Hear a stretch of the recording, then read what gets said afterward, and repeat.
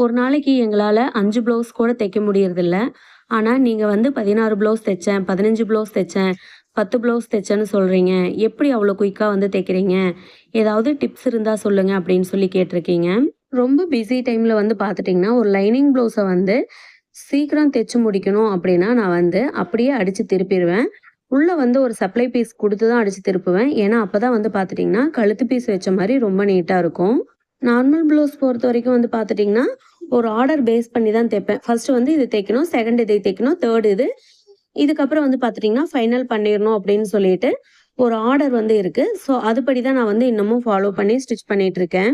Mostly பிஸியான டைம்ல எல்லாம் வந்து பார்த்துட்டீங்கன்னா, லைனிங் ப்ளவுஸ வந்து உள்ள ஒரு சப்ளை பீஸ் குடுத்து அடிச்சு திருப்பிட்டோம் அப்படின்னம்னா, நமக்கும் வந்து பார்த்துட்டீங்கன்னா, ஒர்க்கு கொஞ்சம் குயிக்கா முடியும். 4 ப்ளவுஸ் தைக்கிற இடத்துல வந்து நீங்க ஈஸியா 6 ப்ளவுஸ் வந்து தைக்க முடியும். நான் ஃபாலோ பண்ற மெத்தட் வந்து பார்த்துட்டீங்கன்னா, இதுதான். பிடிச்சிருந்தா மறக்காம லைக் பண்ணிருங்க.